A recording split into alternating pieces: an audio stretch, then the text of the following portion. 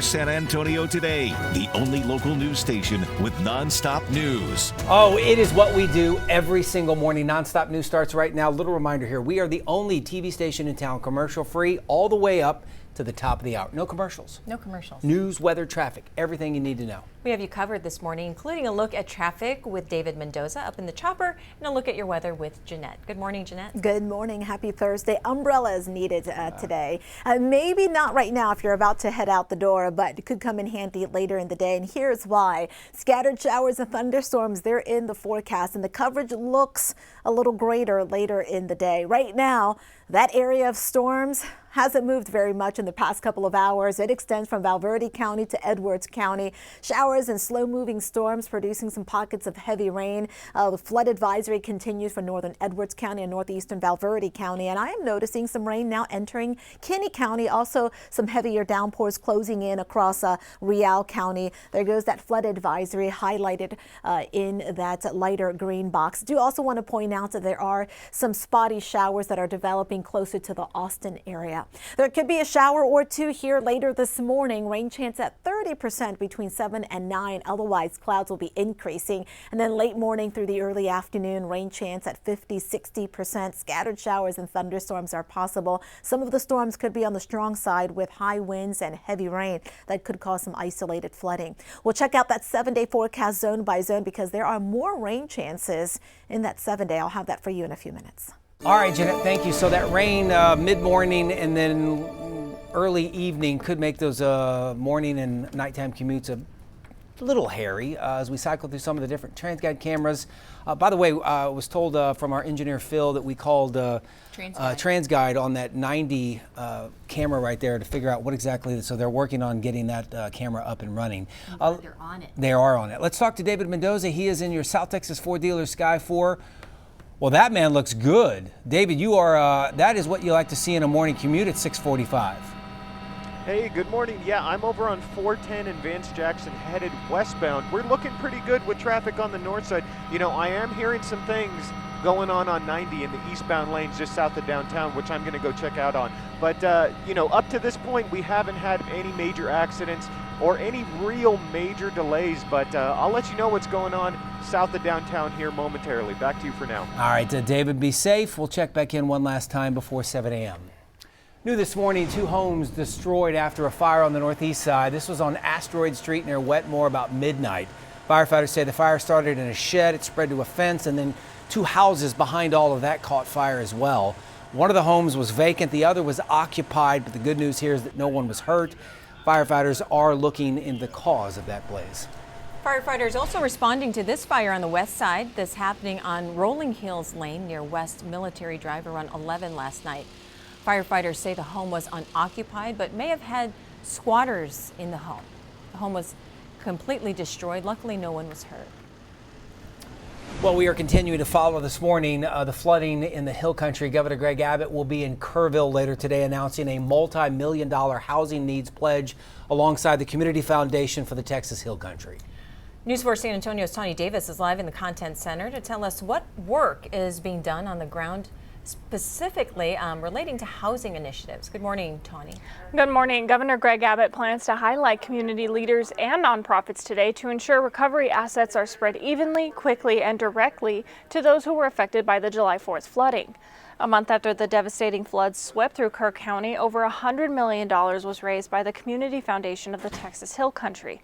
They have allocated $10.8 million to frontline organizations and has awarded grants to 17 volunteer fire departments, including Centerpoint, Ingram, and Hunt. This time, the foundation will specifically talk about how some grants will now go towards housing initiatives. And this is all on the heels of emotional testimony from parents who lost their daughters in Camp Mystic. In front of Texas lawmakers for the first time, they urged lawmakers to enact safety programs.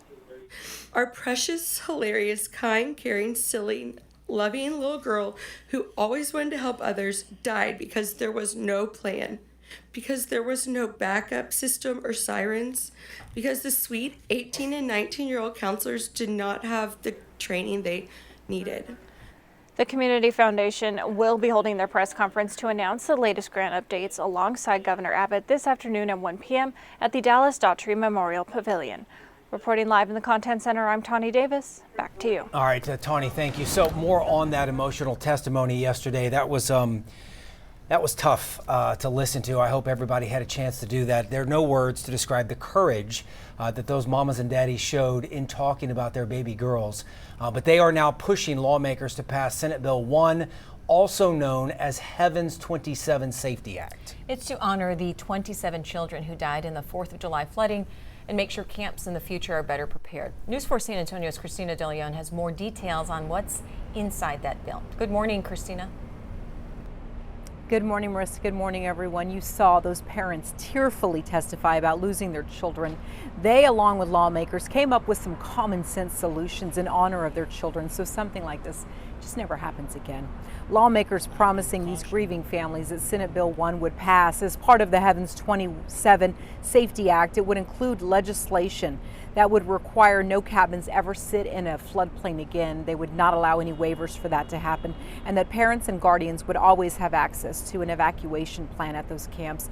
There should always be at least 2 internet connections working at all times at those camps, and there must always be a ladder that can reach a rooftop on every cabin.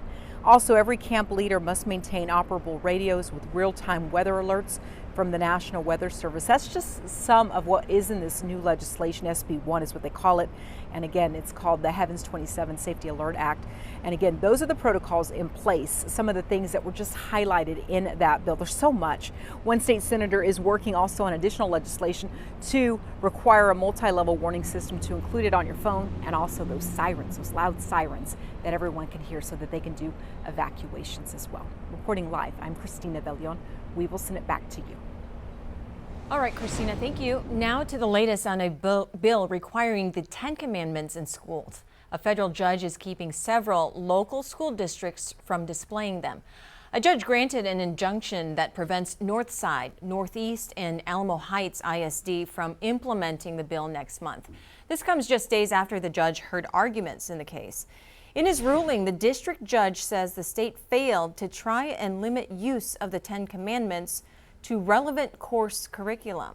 The judge also says the law crosses a line from exposure to coercion. Those supporting the judge's ruling say it's a win for the First Amendment. The judge's opinion confirms that what we've said all along is true, that our public schools are not Sunday schools. This was a softball case and decision for this judge to make that should have been real easy for him to allow the 10 Commandments law to go into effect. Governor Abbott recently said he'll defend the law. The law will still go into effect for other school districts in the state on September 1st. Well, across Texas, a New Orleans inmate who was mistakenly released from jail is back in Louisiana. 30-year-old Khalil Bryan was found and captured near Houston after authorities had been looking for him for about a month. He was accidentally released in July. The 2 deputies responsible for that were fired for their mistake. Back in May, remember, 10 inmates escaped. This was from the same jail. All but 1 have been recaptured. The San Antonio Zoo is giving some students hands-on experience by sending them to Costa Rica. There they got firsthand knowledge about the country's wildlife and conservation efforts. Zoo officials teamed up with Earthwatch and OSA Conservation to lead 16 volunteers from the zoo to explore the Osa Peninsula. The area is in a remote part of Costa Rica with lush rainforests, abundant wildlife, untouched land, and secluded beaches. Now, the teens are between 13 to 17 years old. They spent a week living there and working like field biologists. The group trained on site for their multiple projects like watershed conservation, bird diversity monitoring, and forest vegetation studies. They also observed several unique animals like howler monkeys and toucans. Students even witnessed sea turtles hatching. Now your certified most accurate 4-zone weather with meteorologist Jeannette. Could you imagine being a teenager and going to Costa Rica? That is amazing. My parents would have never. Yeah, I can't imagine being a parent of a teenager going to Costa Rica for sure. I would allow my kids, but my parents would have not allowed me. You said you would? Yes. Oh. At that age, 13 teenagers. to 17. Yeah. We'll check don't back. think I could. We'll check back in about 5 years. They know me. Costa Rica is on my bucket list, by the way. Yes. Beautiful. Beautiful Yes. place. Hey, weather, there is a chance for rain in the forecast, so make sure that you are weather aware, not just today, but tomorrow as well. We're talking scattered showers or thunderstorms the next couple of days. Any thunderstorm that develops could be on the strong side, producing pockets of heavy rain that could cause some isolated flooding, talking 1 to 3+ inches in some of those slow-moving storms. Frequent lightning, have to watch for that. Remember, when thunder roars, head indoors. Wind gusts of 40 to 50+ miles an hour, and those gusty winds could do some damage, could also knock out power. We are looking at a level 1 marginal risk for flash flooding across the region. This is from today through early tomorrow. Flood alerts are possible. Speaking of which, I am still seeing that flood advisory from northeastern Valverde County to northern Edwards County. This area has already picked up 1 to 2+ inches of rain from this area of showers and thunderstorms. So minor flooding a concern there.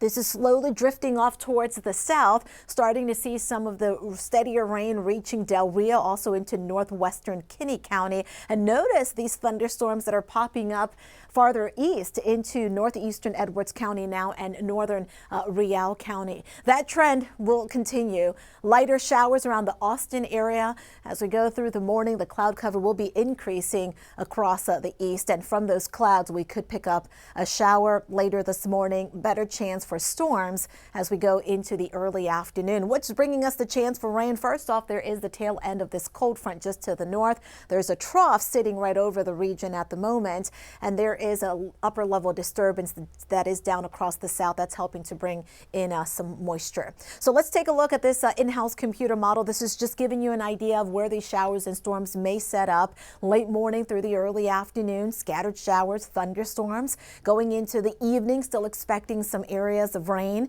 And tomorrow in the morning, I do expect much drier weather, although there could be a shower in the eastern zone. Better chance of rain tomorrow will be in the afternoon and evening. Drier air filters in over the weekend, so rain chance drops to 20% Saturday, and then sunny and dry on Sunday. Taking you through the day again, cloud cover increasing, so does the coverage of the rain. Temperatures this afternoon with the rain and the clouds, a low 90s. If we're lucky, may stay only in the upper 80s. Looks like the hill country looking at upper 80s. So 40, 50, 60% rain chance across the zones today. Weather alert today because of the chance for some gusty storms. Next week, well, still a chance for rain. Slight rain chances, but that could change. Here's the extended forecast for everybody else. Could get a little cooler in parts of the area mid to late next week as well. One more, here is the extended coming up for the eastern zone. There it is right there. All right, thank you, Jeanette. Let's take a quick look at on-time traffic. There is some busyness on our roadways. That is I-10 and UTSA Boulevard, 35 and San Marcos. Also, some backups there. Let's check in now with David Mendoza. He's in your South Texas Ford dealer Sky 4. David, tell us where you are and what you're looking at. Hey, good morning. This is 90 eastbound at Roosevelt. We have a minor fender bender in the area that's pulled off to the side of the road. Generally, you are expected to see a lot of traffic in this area because of those closures on 35 north at 90. Other than that, I think we're looking fairly well. I'll leave it with that. Drive safe and have a great day. Back to you. All right, thank you, David. That guy was just sitting on the median in the middle of the highway. Listen, sometimes you gotta stop. Don't tell me sometimes you In the got to do middle what you of- got to do. Or in a rush Trending right now, there's still hundreds of millions of dollars up for grabs. Nobody won. Nobody won the Powerball drawing last night. The jackpot now an estimated $700 million. That means you take that one-time payout, which is, you know, all the experts say that's what you do, $316 million. Actually, then they tax you and it's 200. I think actually it's about 316. Anyway, bottom line is you're going to get hundreds of millions of dollars. The next drawing is Saturday night. Did you play? No. You sat here all day on I know. Monday or whatever and was like, hey, I'm going to buy it. I'm going to buy it. You didn't buy it? I didn't want to. I forgot. You didn't want to. She didn't want the money. I forgot.